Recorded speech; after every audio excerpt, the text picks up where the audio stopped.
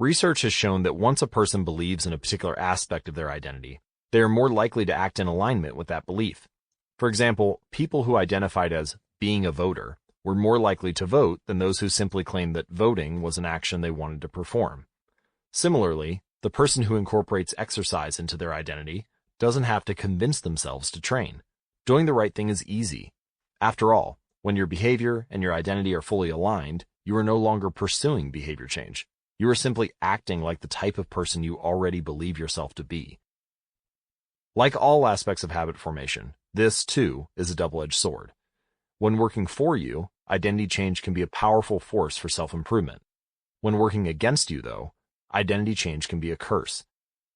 Once you have adopted an identity, it can be easy to let your allegiance to it impact your ability to change.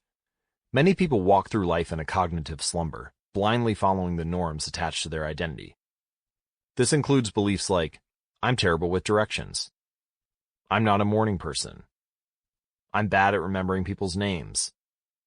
I'm always late. I'm not good with technology. I'm horrible at math. And 1,000 other variations. When you have repeated a story to yourself for years, it is easy to slide into these mental grooves and accept them as a fact. In time, you begin to resist certain actions because that's not who I am. There's internal pressure to maintain your self-image and behave in a way that is consistent with your beliefs. You find whatever way you can to avoid contradicting yourself. The more deeply a thought or action is tied to your identity, the more difficult it is to change. It can feel comfortable to believe what your culture believes, group identity, or to do what upholds your self-image, personal identity, even if it's wrong. The biggest barrier to positive change at any level, individual, team, society, is identity conflict. Good habits can make rational sense, but if they conflict with your identity, you will fail to put them into action. On any given day, you may struggle with your habits because you're too busy or too tired or too overwhelmed or hundreds of other reasons. Over the long run, however, the real reason you fail to stick with habits is that your self-image gets in the way. This is why you can't get too attached to one version of your identity. Progress requires unlearning. Becoming the best version of yourself requires you to continuously edit your beliefs and to upgrade and expand your identity. This brings us to an important question. If your beliefs and worldview play such an important role in your behavior, where do they come from in the first place? How, exactly, is your identity formed? And how can you emphasize new aspects of your identity that serve you and gradually erase the pieces that hinder you? The two-step process to changing your identity. Your identity emerges out of your habits. You are not born with preset beliefs. Every belief, including those about yourself, is learned and conditioned through experience.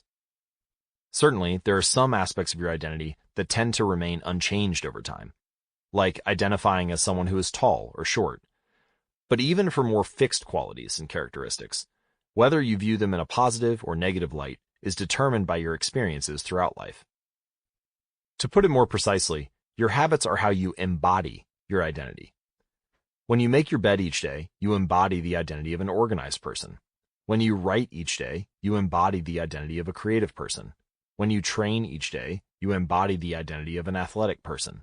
The more you repeat a behavior, the more you reinforce the identity associated with that behavior. In fact, the word identity was originally derived from the Latin words essentias, which means being, and identidem, which means repeatedly. Your identity is literally your repeated beingness. Whatever your identity is right now, you only believe it because you have proof of it. If you go to church every Sunday for 20 years, you have evidence that you are religious. If you study biology for 1 hour every night, you have evidence that you are studious. If you go to the gym, even when it's snowing, you have evidence that you are committed to fitness. The more evidence you have for a belief, the more strongly you will believe in it. For most of my early life, I didn't consider myself a writer. If you were to ask any of my high school teachers or college professors, they would tell you I was an average writer at best, certainly not a standout. When I began my writing career, I published a new article every Monday and Thursday for the first few years. As the evidence grew, so did my identity as a writer. I didn't start out as a writer, I became one through my habits. Of course, your habits are not the only actions that influence your identity, but by virtue of their frequency, they are usually the most important ones. Each experience in life modifies your self-image, but it's unlikely you would consider yourself a soccer player because you kicked a ball once, or an artist because you scribbled a picture. As you repeat these actions, however, the evidence accumulates and your self-image begins to change. The effect of one-off experiences tends to fade away, while the effect of habits gets reinforced with time, which means your habits contribute most of the evidence that shapes your identity. In this way, the process of building habits is actually the process of becoming yourself. This is a gradual evolution. We do not change by snapping our fingers and deciding to become someone entirely new. We change bit by bit, day by day, habit by habit. We are continually undergoing micro-evolutions of the self. Each habit is like a suggestion. Hey, maybe this is who I am. If you finish a book, then perhaps you are the type of person who likes reading. If you go to the gym, then perhaps you are the type of person who likes exercise. If you practice playing the guitar, perhaps you are the type of person who likes music. Every action you take is a vote for the type of person you wish to become. No single instance will transform your beliefs, but as the votes build up, so does the evidence of your new identity. This is one reason why meaningful change does not require radical change.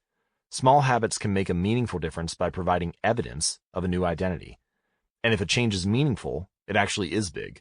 That's the paradox of making small improvements. Putting this all together, you can see that habits are the path to changing your identity. The most practical way to change who you are is to change what you do. Each time you write a page, you are a writer. Each time you practice the violin, you are a musician. Each time you start a workout, you are an athlete. Each time you encourage your employees, you are a leader. Each habit not only gets results, but also teaches you something far more important, to trust yourself. You start to believe you can actually accomplish these things. When the votes mount up and the evidence begins to change, the story you tell yourself begins to change as well. Of course, it works the opposite way too. Every time you choose to perform a bad habit, it's a vote for that identity. The good news is, you don't need to be perfect. In any election, there are going to be votes for both sides. You don't need a unanimous vote to win the election. You just need a majority. It doesn't matter if you cast a few votes for a bad behavior or an unproductive habit. Your goal is simply to win the majority of the time. New identities require new evidence. If you keep casting the same votes you've always cast, you're going to keep getting the same results you've always had. If nothing changes, nothing is going to change. It is a simple two-step process. 1. Decide the type of person you want to be. 2. Prove it to yourself with small wins. First, decide who you want to be. This holds at any level, as an individual, as a team, as a community, as a nation. What do you want to stand for? What are your principles and values? Who do you wish to become? These are big questions, and many people aren't sure where to begin. But they do know what kind of results they want. To get six-pack abs, or to feel less anxious, or to double their salary. That's fine. Start there and work backward from the results you want to the type of person who could get those results. Ask yourself, who is the type of person that could get the outcome I want? Who is the type of person that could lose 40 pounds? Who is the type of person that could learn a new language? Who is the type of person that could run a successful startup? For example, who is the type of person who could write a book? Well, it's probably someone who is consistent and reliable. So now your focus shifts from writing a book, outcome-based, to being the type of person who is consistent and reliable, identity-based. This process can lead to beliefs like, I'm the kind of teacher who stands up for her students. I'm the kind of doctor who gives each patient the time and empathy they need. I'm the kind of manager who advocates for her employees. Once you have a handle on the type of person you want to be, you can begin taking small steps to reinforce your desired identity. I have a friend who lost over 100 pounds by asking herself, what would a healthy person do? All day long, she would use this question as a guide. Would a healthy person walk or take a cab? Would a healthy person order a burrito or a salad? She figured if she acted like a healthy person long enough, eventually she would become that person. She was right. The concept of identity-based habits is our first introduction to another key theme in this book, feedback loops. Your habits shape your identity, and then your identity shapes your habits. It's a two-way street. The formation of all habits is a feedback loop, a concept we will explore in depth in the next chapter. But it is important to let your values, principles, and identity drive the loop, rather than your results. The focus should always be on becoming that type of person, not getting a particular outcome. The real reason habits matter. Identity change is the North Star of habit change. The remainder of this book will provide you with step-by-step instructions on how to build better habits in yourself, your family, your team, your company, and anywhere else you wish. But the true question is, are you becoming the type of person you want to become? The first step is not what or how, but who. You need to know who you want to be. Otherwise, your quest for change is like a boat without a rudder. And that's why we're starting here. You have the power to change your beliefs about yourself. Your identity is not set in stone. You have a choice in every moment. You can choose the identity you want to reinforce today with the habits you choose today. And this brings us to the deeper purpose of this book and the real reason habits matter. Building better habits isn't about littering your day with life hacks. It's not about flossing one tooth each night or taking a cold shower each morning or wearing the same outfit each day. It's not about achieving external measures of success like earning more money, losing weight, or reducing stress. Certainly, habits can help you achieve all of these things. But fundamentally, they're not about having something. They're about becoming someone. Ultimately, your habits matter because they help you become the type of person you wish to be. They're the channel through which you develop your deepest beliefs about yourself. Quite literally, you become your habits. Chapter summary. There are 3 levels of change: outcome change, process change, and identity change. The most effective way to change your habits is to focus not on what you want to achieve, but on who you wish to become. Your identity emerges out of your habits. Every action is a vote for the type of person you wish to become. Becoming the best version of yourself requires you to continuously edit your beliefs and to upgrade and expand your identity. The real reason habits matter is not because they can get you better results, although they can do that, but because they can change your beliefs about yourself. Chapter 3. How to Build Better Habits in 4 Simple Steps. In 1898, a psychologist named Edward Thorndike conducted an experiment that would lay the foundation for our understanding of how habits form and the rules that guide our behavior. Thorndike was interested in studying the behavior of animals, and he started by working with cats. He would place each cat inside a device known as a puzzle box. The box was designed so that the cat could escape through a door by some simple act, such as pulling a loop of cord, pressing a lever, or stepping on a platform. For example, one box contained a lever that, when pressed, would open a door on the side of the box. Once the door had been opened, the cat could dart out and run over to a bowl of food. Most cats wanted to escape as soon as they were placed inside the box. They would poke their nose into the corners, stick their paws through openings, and claw at loose objects. After a few minutes of exploration, the cats would happen to press the magical lever, the door would open, and they would escape. Thorndike tracked the behavior of each cat across many trials. In the beginning, the animals moved around the box at random. But as soon as the lever had been pressed and the door opened, the process of learning began. Gradually, each cat learned to associate the action of pressing the lever with the reward of escaping the box and getting to the food. After 20 to 30 trials, this behavior became so automatic and habitual that the cat could escape within a few seconds. For example, Thorndike noted, Cat 12 took the following times to perform the act: 160 seconds, 30 seconds, 90 seconds, 60, 15, 28, 20, 30, 22, 11, 15, 20, 12, 10, 14, 10, 8, 8, 5, 10, 8, 6, 6, 7. During the first 3 trials, the cat escaped at an average of 1.5 minutes. During the last 3 trials, it escaped in an average of 6.3 seconds. With practice, each cat made fewer errors and their actions became quicker and more automatic. Rather than repeat the same mistakes, the cat began to cut straight to the solution. From his studies, Thorndike described the learning process by stating, "Behaviors followed by satisfying consequences tend to be repeated, and those that produce unpleasant consequences are less likely to be repeated." His work provides the perfect starting point for discussing how habits form in our own lives. It also provides answers to some fundamental questions like, what are habits, and why does the brain bother building them at all? Why your brain builds habits.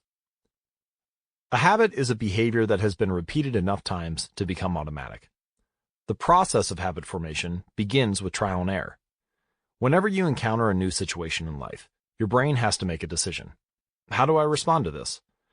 The first time you come across a problem, you're not sure how to solve it. Like Thorndike's cat, you are just trying things out to see what works. Neurological activity in the brain is high during this period. You are carefully analyzing the situation and making conscious decisions about how to act. You are taking in tons of new information and trying to make sense of it all. The brain is busy learning the most effective course of action. Occasionally, like a cat pressing on a lever, you stumble across a solution.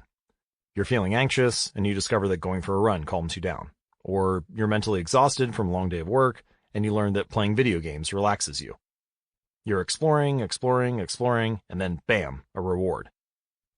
After you stumble upon an unexpected reward, you alter your strategy for next time. Your brain immediately begins to catalog the events that preceded the reward. Wait a minute, that felt good. What did I do right before that? This is the feedback loop behind all human behavior. Try, fail, learn, try differently.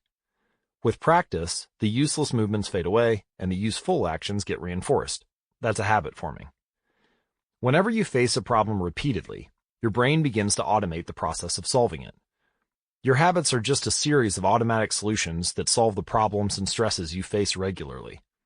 As behavioral scientist Jason Rea puts it, habits are, simply, reliable solutions to recurring problems in our environment. As habits are created, the level of activity in the brain decreases. You learn to lock in on the cues that predict success and tune out everything else. When a similar situation arises in the future, you know exactly what to look for. There is no longer a need to analyze every angle of the situation. Your brain skips the process of trial and error and creates a mental rule. If this, then that. These cognitive scripts can be followed automatically whenever the situation is appropriate. Now, whenever you feel stressed, you get the itch to run. Or, as soon as you walk in the door from work, you grab the video game controller without thinking. A choice that once required effort is now automatic. A habit has been created. Habits are mental shortcuts learned from experience. In a sense, a habit is just a memory of the steps you previously followed to solve a problem in the past. Whenever the conditions are right, you can draw on this memory and automatically apply the same solution. The primary reason the brain remembers the past is to better predict what will work in the future. Habit formation is incredibly useful because the conscious mind is the bottleneck of the brain. It can only pay attention to one problem at a time. As a result, your brain is always working to preserve your conscious attention for whatever task is most essential. Whenever possible, the conscious mind likes to pawn off tasks to the non-conscious mind to do automatically. This is precisely what happens when a habit is formed. Habits reduce cognitive load and free up mental capacity so you can allocate your attention to other tasks. Despite their efficiency, some people still wonder about the benefits of habits. The argument might go like this. Will habits make my life dull? I don't want to pigeonhole myself into a lifestyle I don't enjoy. Doesn't so much routine take away from the vibrancy and spontaneity of life? Hardly. Such questions set up a false dichotomy. They make you think that you have to choose between building habits and attaining freedom. In reality, the two complement each other. Habits do not restrict freedom. They create it. In fact, the people who don't have their habits handled are often the ones with the least amount of freedom. Without good financial habits, you will always be struggling for the next dollar. Without good health habits, you will always seem to be short on energy. Without good learning habits, you will always feel like you're behind the curve. If you're always being forced to make decisions about simple tasks, when should I work out? Where do I go to write? When do I pay the bills? Then you have less time for freedom. It's only by making the fundamentals of life easier that you can create the mental space needed for free thinking and creativity. Conversely, when you have your habits dialed in and the basics of life are handled and done, your mind is free to focus on new challenges and master the next set of problems. Building habits in the present allows you to do more of what you want in the future. The science of how habits work. The process of building a habit can be divided into 4 simple steps: cue, craving, response, and reward. Readers of The Power of Habit by Charles Duhigg will recognize these terms. Duhigg wrote a great book, and my intention is to pick up where he left off by integrating these stages into 4 simple laws you can apply to build better habits in life and work. Breaking the process down into these fundamental parts can help us understand what a habit is, how it works, and how to improve it. This 4-step pattern is the backbone of every habit, and your brain runs through these steps in the same order each time. First, there's the cue. The cue triggers your brain to initiate a behavior. It is a bit of information that predicts a reward, something that catches your attention. Our prehistoric ancestors were paying attention to cues that signaled the location of primary rewards like food, water, and sex. Today, we spend most of our time learning cues that predict secondary rewards like money and fame, power and status, praise and approval, love and friendship, or a sense of personal satisfaction. Of course, these pursuits also indirectly improve our odds of survival and reproduction, which is the deeper motive behind everything we do. Your mind is continuously analyzing your internal and external environment for hints of where rewards are located. Because the cue is the first indication that we are close to a reward, it naturally leads to a craving. Cravings are the second step, and they are the motivational force behind every habit. Without some level of motivation or desire, without craving a change, we have no reason to act. What you crave is not the habit itself, but the change in state it delivers. You do not crave smoking a cigarette, you crave the feeling of relief it provides. You are not motivated by brushing your teeth, but rather by the feeling of a clean mouth. You do not want to turn on the television, you want to be entertained. Every craving is linked to a desire to change your internal state. This is an important point that we will discuss in detail later. Cravings differ from person to person. In theory, any piece of information could trigger a craving.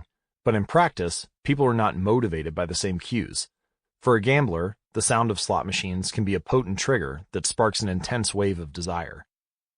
For someone who rarely gambles, the jingles and chimes of the casino are just background noise. Cues are meaningless until they are interpreted. The thoughts, feelings, and emotions of the observer are what transform a cue into a craving. The third step is the response.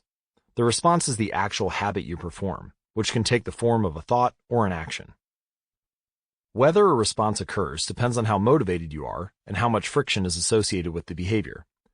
If a particular action requires more physical or mental effort than you are willing to expend, then you won't do it. Your response also depends on your ability. It sounds simple, but a habit can only occur if you are capable of doing it. If you want to dunk a basketball, but can't jump high enough to reach the hoop, well, you're out of luck. Finally, the response delivers a reward. Rewards are the end goal of every habit. The cue is about noticing the reward, the craving is about wanting the reward, the response is about obtaining the reward.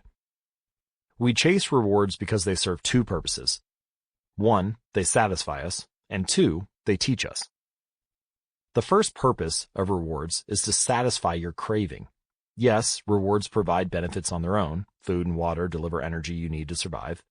Getting a promotion brings more money and respect. Getting in shape improves your health and your dating prospects. But the more immediate benefit is that rewards satisfy your craving to eat or to gain status or to win approval. At least for a moment, rewards deliver contentment and relief from craving. Second, rewards teach us which actions are worth remembering in the future. Your brain is a reward detector. As you go about your life, your sensory nervous system is continuously monitoring which actions satisfy your desires and deliver pleasure. Feelings of pleasure and disappointment are part of the feedback mechanism that helps your brain distinguish useful actions from useless ones. Rewards close the feedback loop and complete the habit cycle. If a behavior is insufficient in any of these 4 stages, it will not become a habit. Eliminate the cue, and your habit will never start. Reduce the craving, and you won't experience enough motivation to act. Make the behavior difficult, and you won't be able to do it. And if the reward fails to satisfy your desire, then you'll have no reason to do it again in the future. Without the first 3 steps, a behavior will not occur. Without all 4, a behavior will not be repeated. We can refer to this cycle as the habit loop, and you can see a graphic image of it as well as a caption describing it in detail at atomichabits.com/media. In summary, the cue triggers a craving, which motivates a response, which provides a reward, which satisfies that craving, and ultimately becomes associated with the cue. Together, these 4 steps form a neurological feedback loop: cue, craving, response, reward; cue, craving, response, reward, that ultimately allows you to create automatic habits. This cycle is known as the habit loop. This four-step process is not something that happens occasionally, but rather is an endless feedback loop that is running and active during every moment you are alive, even now. The brain is continually scanning the environment, predicting what will happen next, trying out different responses, and learning from the results. The entire process is completed in a split second, and we use it again and again without realizing everything that has been packed into the previous moment. We can split these four steps into two phases, the problem phase and the solution phase. The problem phase includes the cue and the craving, and it is when you realize that something needs to change. The solution phase includes the response and the reward, and it is when you take action and achieve the change you desire. All behavior is driven by the desire to solve a problem. Sometimes the problem is that you notice something good and you want to obtain it. Sometimes the problem is that you are experiencing pain and you want to relieve it. Either way, the purpose of every habit is to solve the problems you face. Imagine walking into a dark room and flipping on the light switch. You have performed this simple habit so many times that it occurs without thinking. You proceed through all four stages in the fraction of a second. The urge to act strikes you without thinking. Here are some examples. Cue. Your phone buzzes with a new text message. Craving.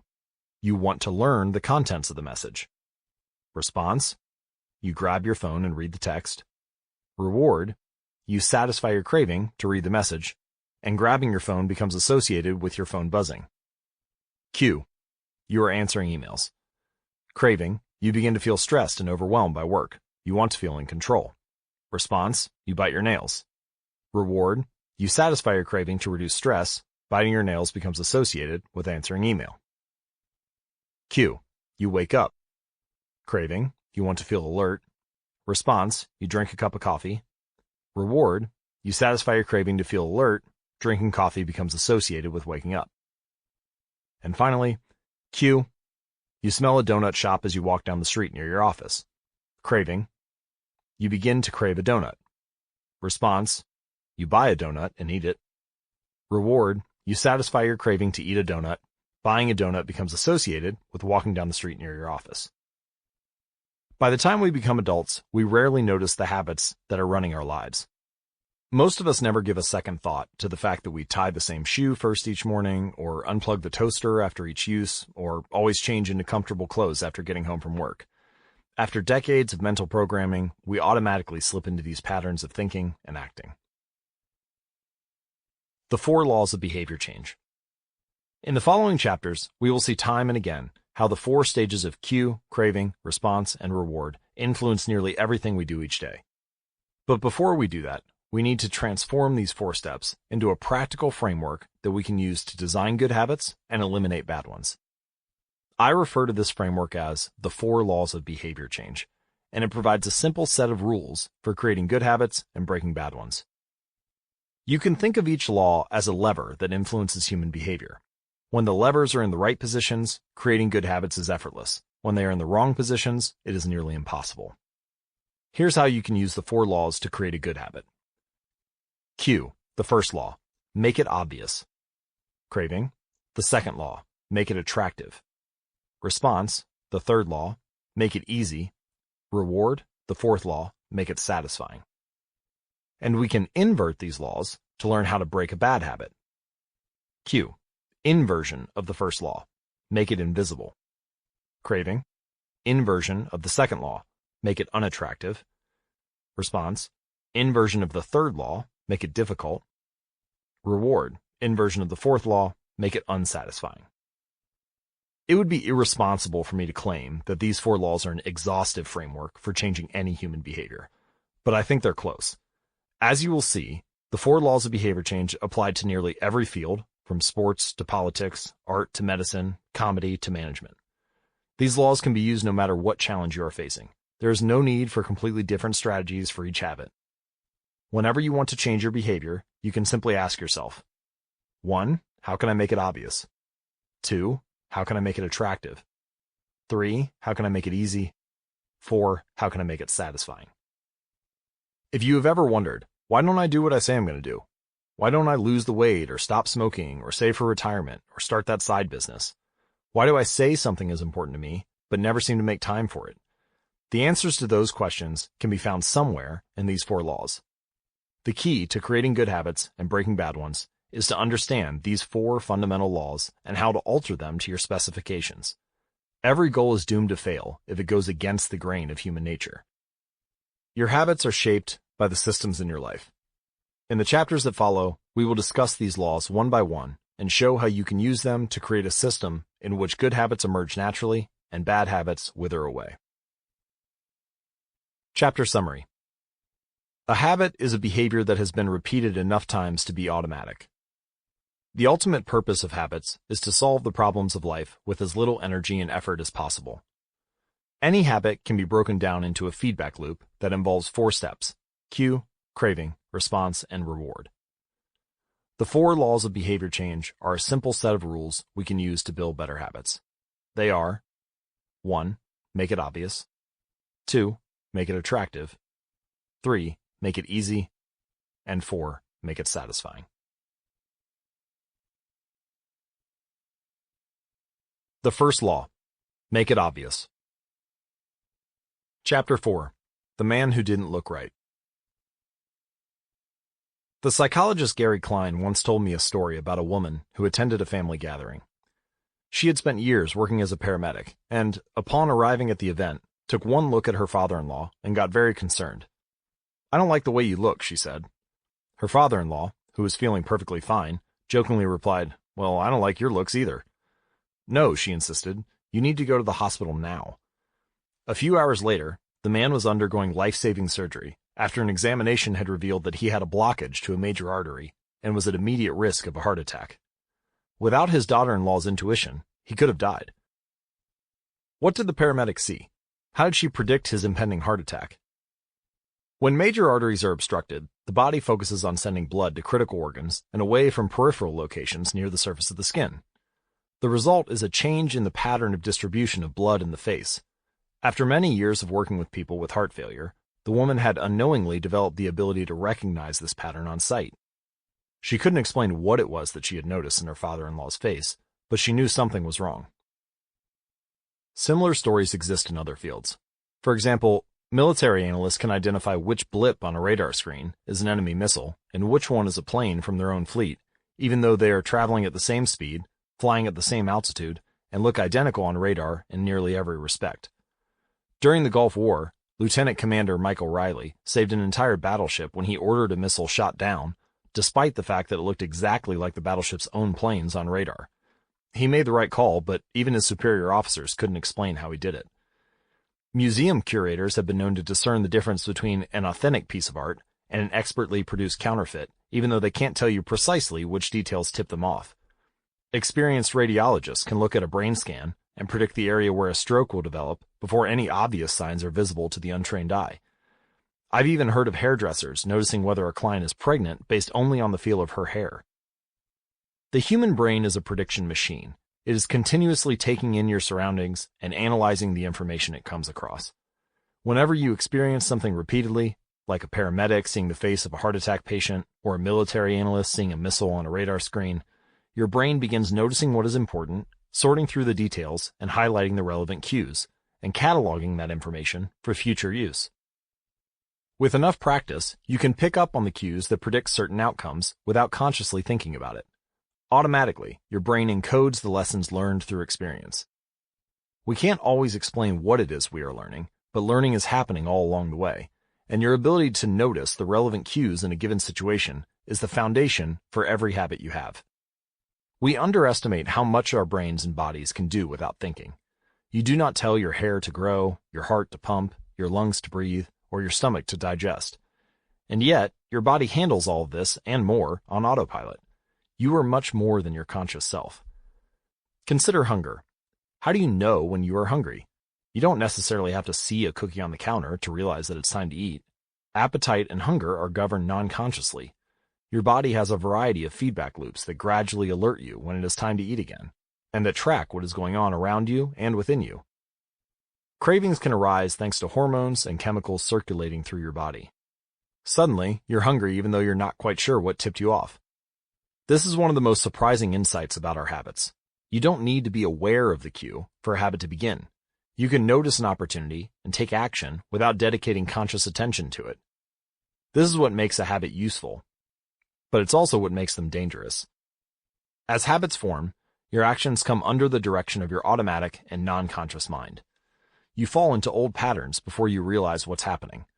Unless someone points it out, you may not notice that you cover your mouth with your hand whenever you laugh, or that you apologize before asking a question, or that you have a habit of finishing other people's sentences. And the more you repeat these patterns, the less likely you become to question what you're doing and why you're doing it. I once heard of a retail clerk who was instructed to cut up empty gift cards after customers had used up the balance on the card. One day, the clerk cashed out a few customers in a row who purchased with gift cards. When the next person walked up, the clerk swiped the customer's actual credit card, picked up the scissors, and then cut it in half, entirely on autopilot, before looking up at the stunned customer and realizing what had just happened. Another woman I came across in my research was a former preschool teacher who had switched to a corporate job. Even though she was now working with adults, her old habits would kick in, and she kept asking coworkers if they had washed their hands after going to the bathroom. I also found the story of a man who had spent years working as a lifeguard and would occasionally yell, "Walk!" whenever he saw a child running. Over time, the cues that spark our habits can become so common that they are essentially invisible. The treats on the kitchen counter, the remote control next to the couch, the phone in our pocket. Our responses to these cues are so deeply encoded that it may feel like the urge to act comes from nowhere. For this reason, we must begin the process of behavior change with awareness. Before we can effectively build new habits, we need to get a handle on our current ones. This can be more challenging than it sounds, because once a habit is firmly rooted in your life, it is mostly non-conscious and automatic. If a habit remains mindless, you can't expect to improve it. As the psychologist Carl Jung said, "Until you make the unconscious conscious, it will direct your life, and you will call it fate." The Habit Scorecard. The Japanese railway system is regarded as one of the best in the world. If you ever find yourself riding a train in Tokyo, you'll notice that the conductors have a peculiar habit. As each operator runs the train, they proceed through a ritual of pointing at different objects and calling out commands. When the train approaches a signal, the operator will point at it and say, "Signal is green." As the train pulls into and out of each station, the operator will point at the speedometer and call out the exact speed. When it's time to leave, the operator will point at the timetable and state the time. Out on the platform, other employees are performing similar actions. Before each train departs, staff members will point along the edge of the platform and declare, "All clear." Every detail is identified, pointed at, and named aloud. This process, known as pointing and calling, is a safety system designed to reduce mistakes. It seems silly, but it works incredibly well. Pointing and calling reduces errors by up to 85% and cuts accidents by 30%. The MTA subway system in New York City adopted a modified version that is point only, and within 2 years of implementation, incidents of incorrectly berthed subways fell 57%. When I visited Japan, I saw this strategy save a woman's life. Her young son stepped onto the Shinkansen, one of Japan's famous bullet trains that travel at over 200 miles per hour, just as the doors were closing. She was left outside on the platform and jammed her arm through the door to grab him. With her arm stuck in the door, the train was about to take off, but right before it pulled away, an employee performed a safety check by pointing and calling up and down the platform. In less than 5 seconds, he noticed the woman and managed to stop the train from leaving. The door opened, and the woman, now in tears, ran to her son, and a minute later, the train departed safely.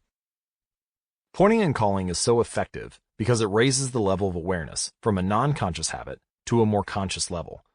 Because the train operators must use their eyes, hands, mouth, and ears, they are more likely to notice problems before something goes wrong.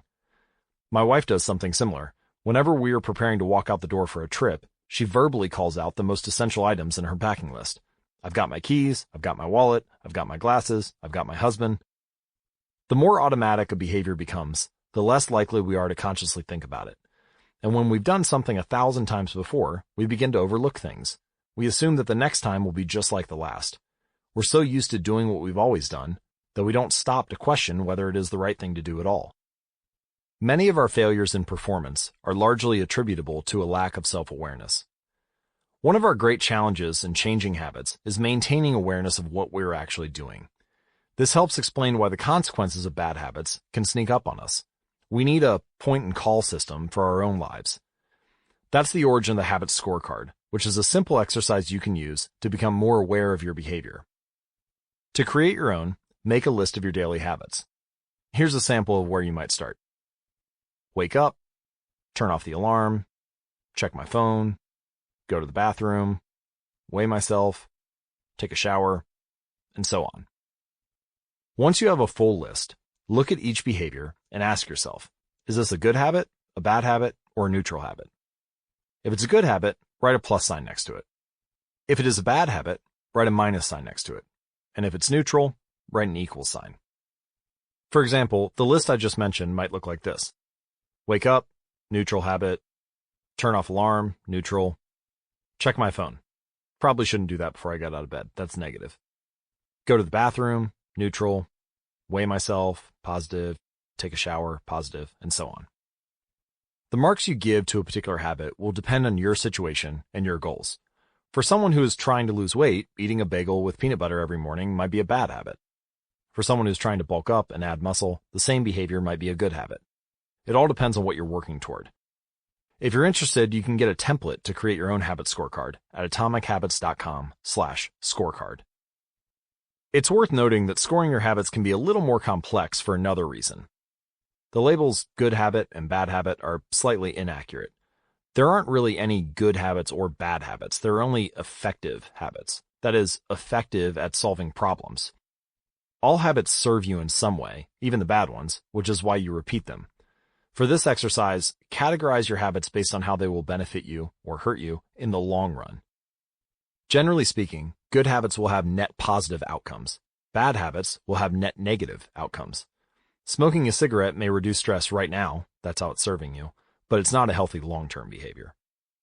If you're still having trouble determining how to rate a particular habit on your habit scorecard, here's a question I like to use. Does this behavior help me become the type of person I wish to be? Does this habit cast a vote for or against my desired identity? Habits that reinforce your desired identity are usually good. Habits that conflict with your desired identity are usually bad. As you create your habit scorecard, there is no need to change anything at first. The goal is simply to notice what is actually going on. Observe your thoughts and actions without judgment or internal criticism. Don't blame yourself for your faults. Don't praise yourself for your successes. If you eat a chocolate bar every morning, acknowledge it, almost as if you were watching someone else. Oh, how interesting that they would do such a thing. If you binge eat, simply notice that you are eating more calories than you should. If you waste your time online, notice that you are spending your life in a way that you do not want to. The first step to changing bad habits is to be on the lookout for them.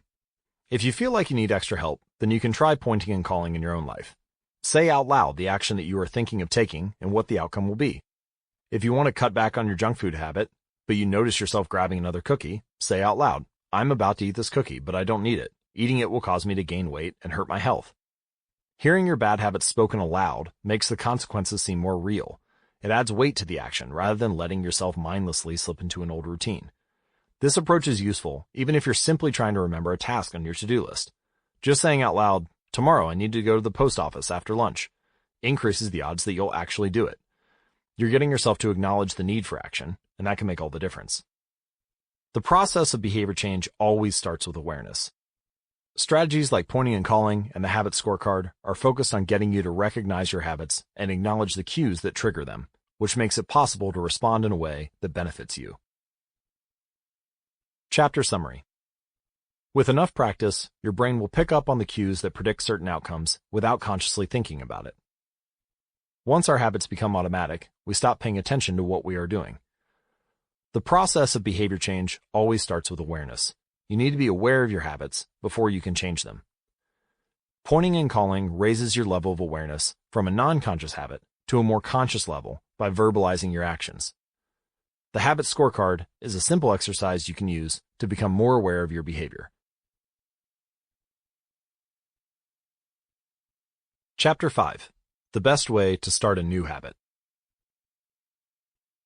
In 2001, researchers in Great Britain began working with 248 people to build better exercise habits over the course of 2 weeks. The subjects were divided into 3 groups. The first group was the control group. They were simply asked to track how often they exercised. The second group was the motivation group. They were asked not only to track their workouts, but also to read some material on the benefits of exercise. The researchers also explained to the group how exercise could reduce the risk of coronary heart disease and improve heart health. Finally, there was the third group. These subjects received the same presentation as the second group, which ensured that they had equal levels of motivation. However, they were also asked to formulate a plan for when and where they would exercise over the following weeks. Specifically, each member of the third group completed the following sentence. During the next week, I will partake in at least 20 minutes of vigorous exercise on this day, at this time, in this place. In the first and second groups, 35 to 38% of people exercised at least once per week.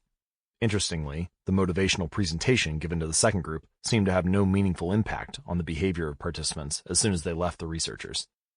But 91% of the third group exercised at least once per week, more than double the normal rate.